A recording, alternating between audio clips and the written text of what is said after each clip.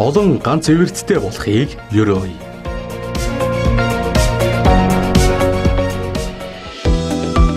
Гарааны бизнес гэдэг нь маш хурдтай өргөжөж, олон хэрэглэгчтэй болж чадах бизнес загвартай төсөл. Олон хүн тулгарч буй асуудлыг технологийн тусламжтай шийдсэн бизнесүүд хурдтай өсөж чаддаг. CoinSeed гарааны бизнес эрхлэгч дэлгэрдэлээ. Бизнесийн ертөнцид эртний домогт гардаг ганц эвэртэй амьтан болох юникорн гэх ойлголт түгээд 6 жил болж байна.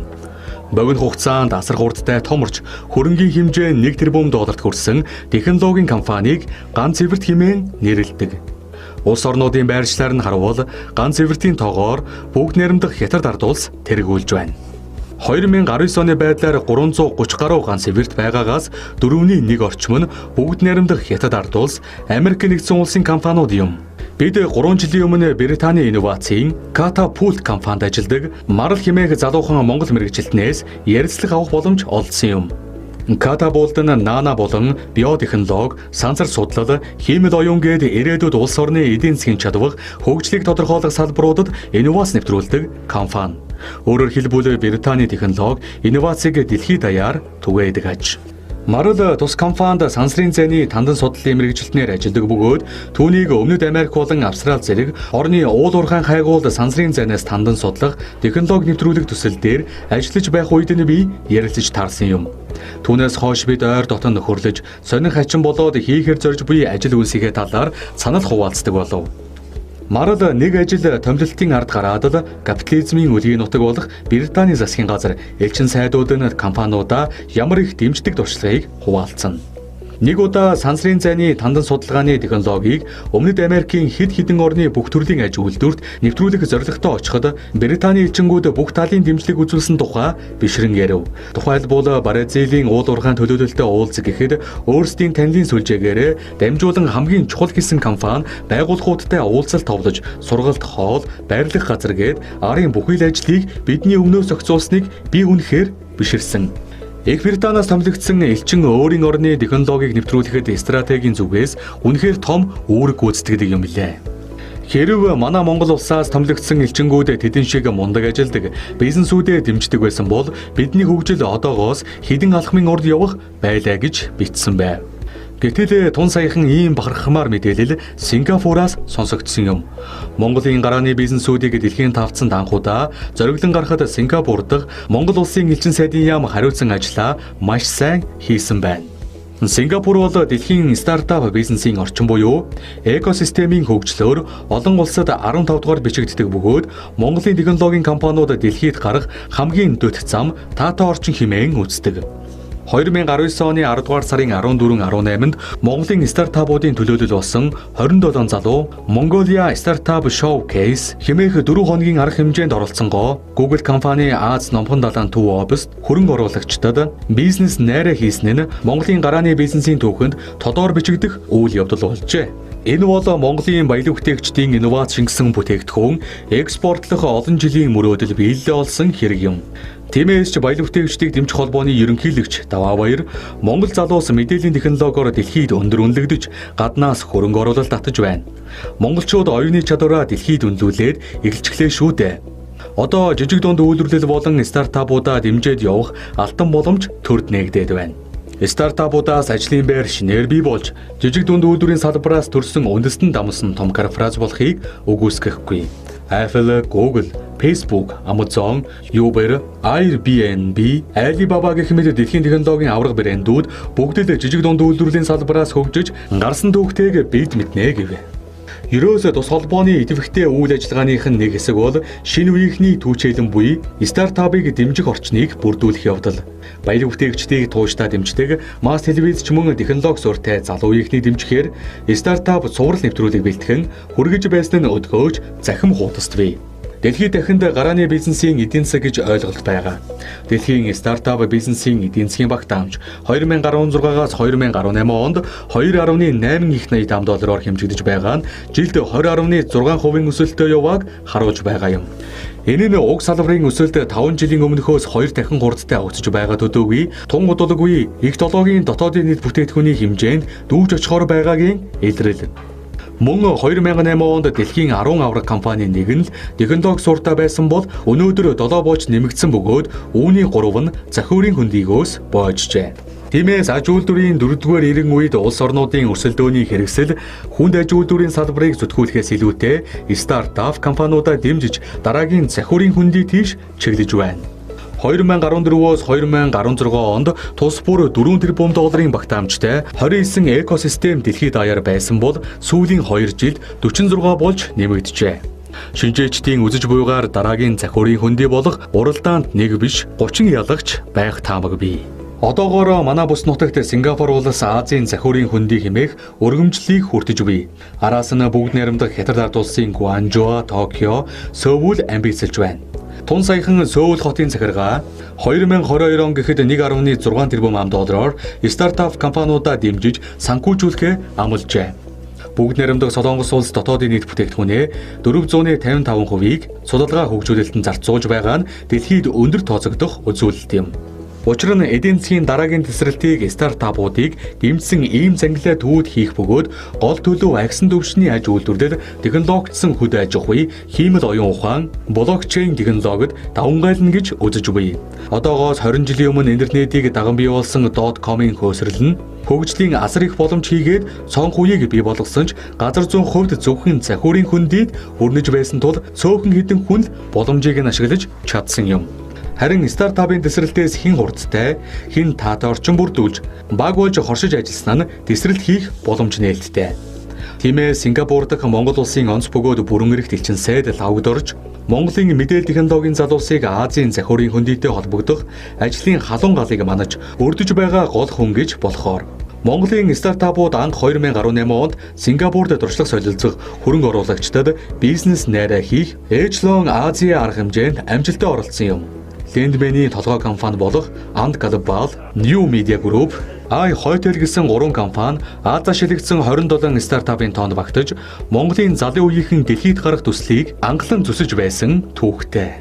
Харин энэ жил зүүн өмнөд Азийн зах зээлд орох хөрөнгө оруулагчтай уулзах, хамтын ажиллагаа бий болгох, бусад төрлийн туршлага хуримтлуулах зорилготой Mongolia Startups Showcase 2019 Axis, Android Lab, Poolbox, iHotel, Lensman, Gamma, Nomad гэсэн стартапууд болон корпорациудын төлөөлөл болох Mobicom, Teso, Outgain Holding оролцсон юм. Олон улсын туршлагаас харахад стартапуудаа тулгуурлан дэлхийд гарахад корпорациудын үүрэг их бий. Стартапуудад шаардлагатай хөрөнгийн их өсвөр, дэмжлэгийг корпорациуд үзүүлдэг бөгөөд эргээд бойжуулсан стартапуудынхаа инновацаар үндсэн бизнесээ дэмжих замаар хоршиж ажилладаг туршлага одоо л Монголд нэвтэрж байна. Тухайлбал Шунхлаа группийн охин компани стартапуудад зориулсан 500 сая төгрөгийн хөрөнгө оруулалтын сан бий болгож байгаа бол Mobicom корпорац дундын офис байгуулж төрөл бүрийн сургалт мэдээллээр хангаж өөрсдийн технологи, инновац хуваалцах замаар гарааны бизнесээ эхлүүлсэн гэж буй залуусыг дэмжихээр болсон. Миний анзаарч буйгаар энэ салбарт хөгжил маш хурдтай явагдаж байна.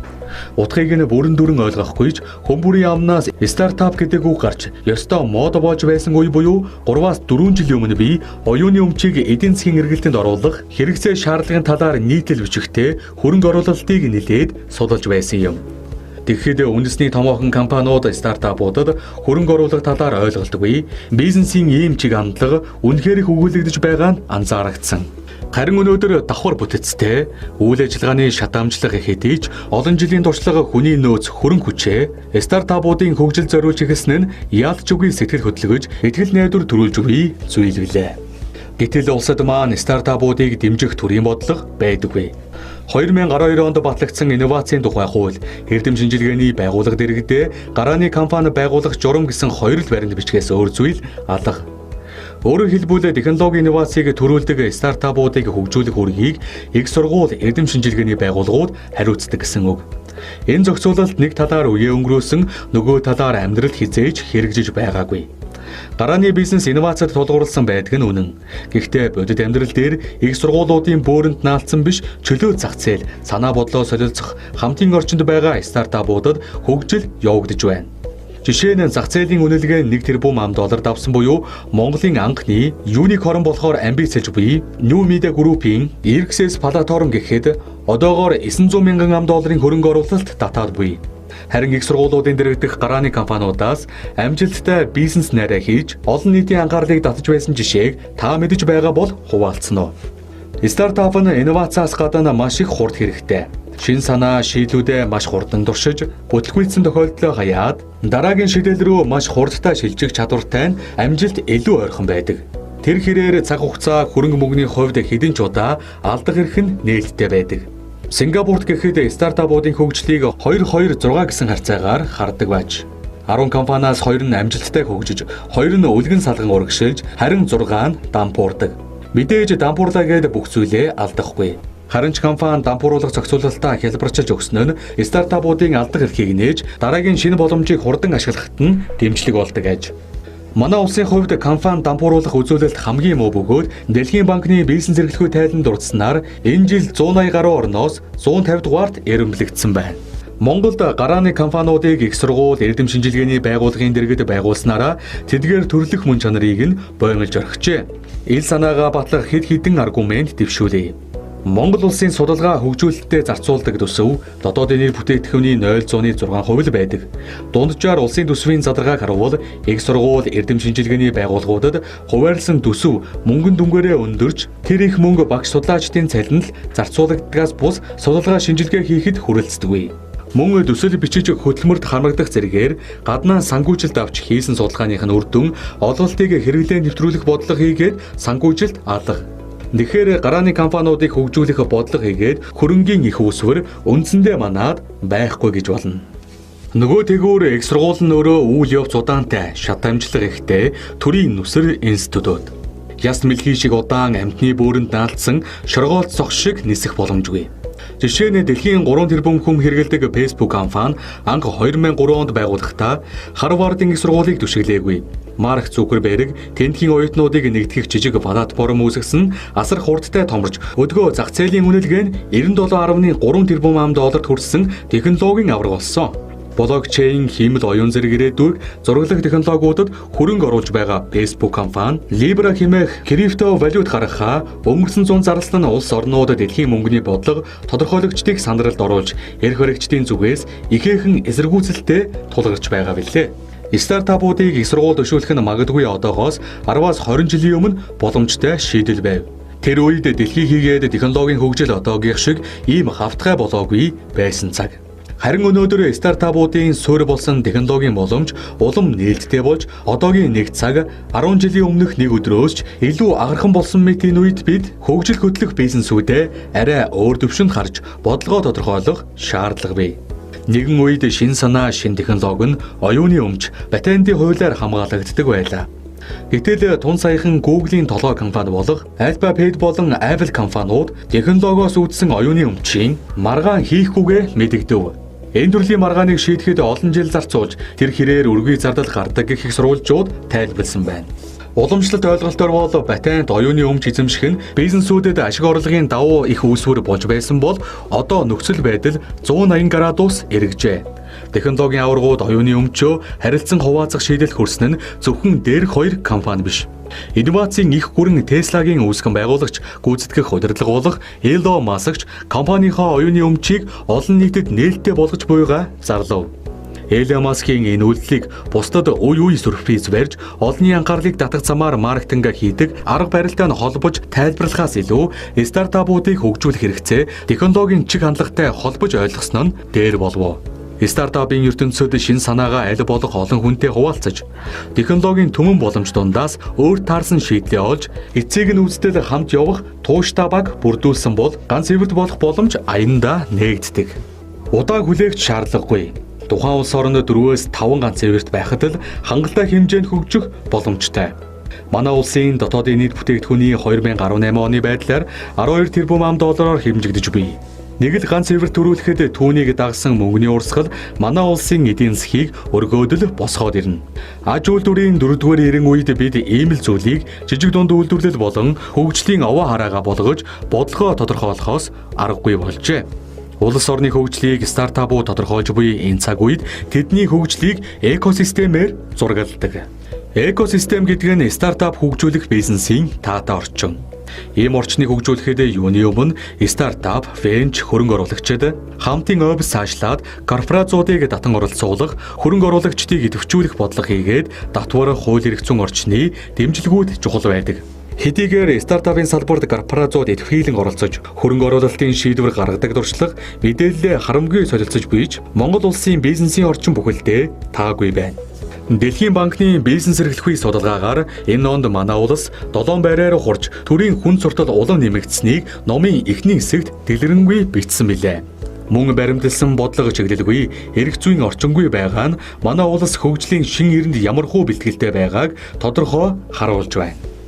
Сингапурд болсон Mongolia Startup Showcase арга хэмжээнд оролцогчдын туршлага солилцох уулзалтын үеэр бизнес найраа амжилттай хийсэн залуус монголчуудын технологийн чадвар хаанч гологдохооргүй байгаа боловч өөрийгөө илэрхийлэх болон англи хэлний чадвар сул байгааг хүлээн зөвшөөрж байсан юм.